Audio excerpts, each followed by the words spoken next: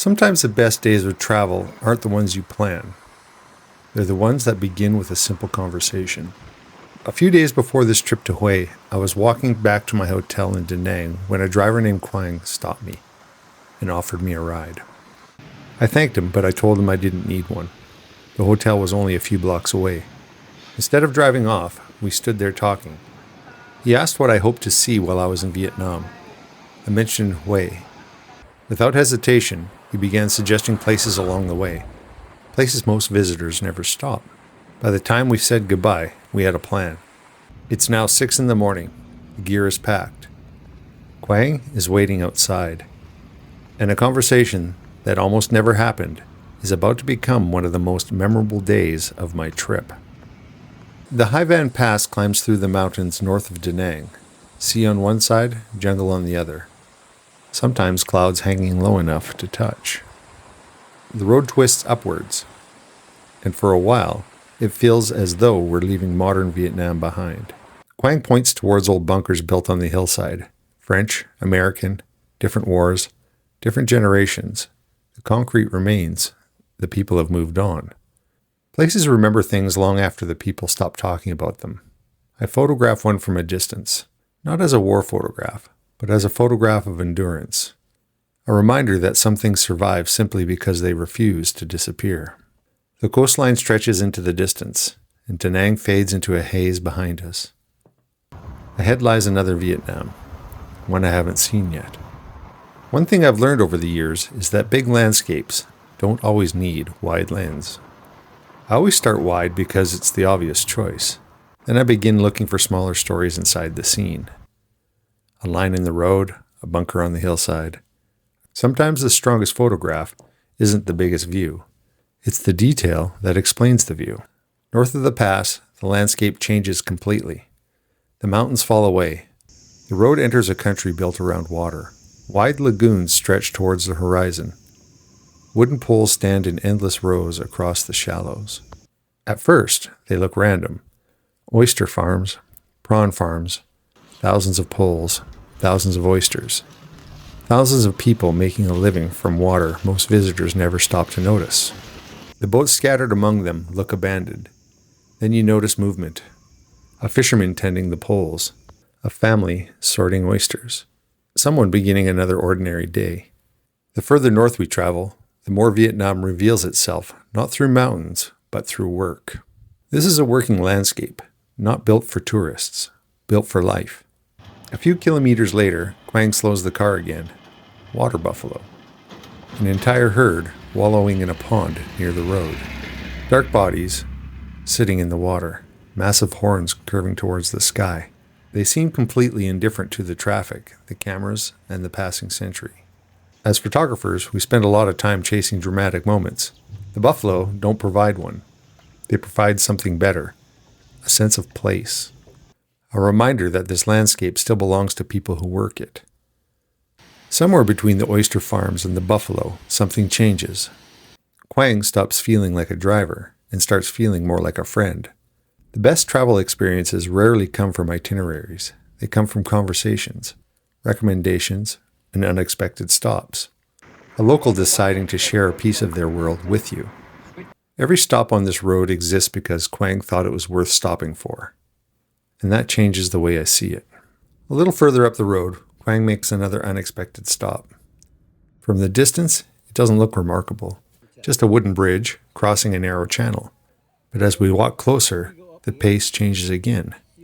Shade, reflections, the quiet rhythm of village life. It feels like a bridge in more ways than one. Not only crossing the canal, but connecting the working countryside we've just driven through with the history waiting for us in Hue. By the time we leave, I realize that the journey is not made up of one destination. It's made up of small places that slowly prepare you for the next one. Just before reaching Hue, Quang pulls into a small local restaurant. No tour buses, no souvenir shops, just lunch. Bun bo hue, rich broth, lemongrass, chili, fresh herbs. A bowl carrying the name of the city we're about to enter. Travel teaches through small things, sometimes through a mountain pass, sometimes through a conversation, sometimes through a bowl of soup. We sit, eat lunch, and talk about Vietnam, and we talk about Canada. and watch another ordinary day unfold outside the restaurant. Then we arrive at Hue, and suddenly Vietnam changes again. For more than a century, this was the capital of the Nguyen dynasty. Emperors ruled the country from behind these walls. Policies were written, wars were planned, generations rose and fell, all from here. The Imperial City feels enormous. Courtyards stretching in every direction.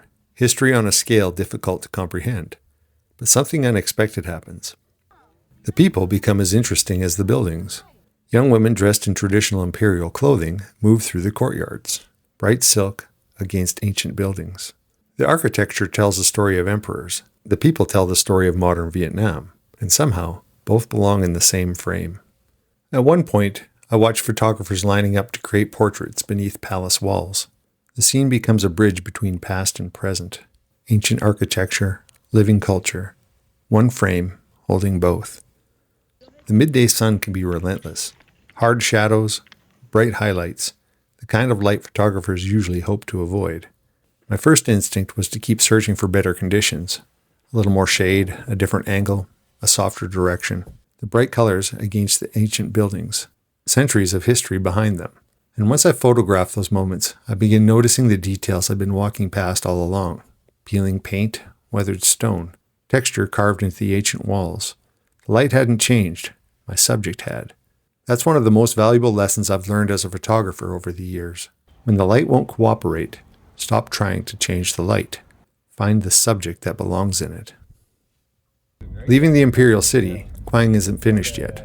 The next stop is the Thien Mu Pagoda, one of the defining symbols of Hue. The 7-story tower rises above the Perfume River. The atmosphere changes immediately. People speak more quietly. The pace slows. Even photographers seem less interested in making photographs and more interested in being present. Not every place asks for attention. Some places ask for stillness. Then comes the tomb of Kai Ding. Nothing prepares me for it. The exterior feels restrained. Dark stone, steep staircases, heavy architecture, dragons spilling across the ceilings and walls, and every surface carrying another layer of detail. The Imperial City feels like history. This feels like imagination made permanent, not a monument to an empire, a monument to a single man, and one of the most extraordinary interiors I've ever photographed. The final stop of this day brings color back into the story. Rows of incense, red, yellow, green, and purple. Hundreds of bundles arranged like flowers opening towards the sky. Families still make incense by hand here. Splitting bamboo, mixing fragrance, dyeing sticks, and drying bundles. Repeating a process that has existed for generations. A young woman and her boyfriend are creating portraits among the bundles of incense. For a few minutes, I simply watch the colors, the light, the rhythm of the scene. Rather than walking in with my camera, I asked Quang if he would mind asking whether I could make a few photographs as well. She smiles and graciously agrees. Only then do I raise my camera, and I make a handful of frames. No rush, no long session, a few quiet moments shared between strangers. The photographs are beautiful because of the color, but they matter because they were given, not taken. It feels like the perfect way to end the day. Not simply photographing Vietnam, but sharing a small moment of trust within it. One of the best lessons I've learned over the years has nothing to do with cameras. Slow down, watch first, respect the moment. The strongest photographs often come after you've earned the right to take them. When I left Da Nang that morning, I thought I'd hired transportation. What I actually found was a guide. And by the end of the day, something closer to a friend. The fishermen working the lagoons, the oyster farms hidden beneath the water, the buffalo grazing beside the road, lunch in a local restaurant, the Imperial City, the pagoda, the tomb, the covered bridge, the incense makers. None of those stops were on a checklist I arrived with. Most of them existed because Quang knew his country well enough to know where the stories lived. The photographs matter, but when I look back at the day, what I remember most is sharing Vietnam with someone who calls it home. The story wasn't working Vietnam or historic Vietnam. The story was the transition between them. The realization that both exist at the same time. Sometimes only a few kilometers apart. Maybe that's what travel's supposed to do. Not show us famous places, but show us how those places connect. If you enjoyed the episode, like the video and subscribe to the channel. My free photography ebook guide is in a link below. And every image on this trip was processed with DxO Photolab. There's a discount code, Steve Austin, for 15% off. The link is in the description. The light doesn't wait, and neither should we.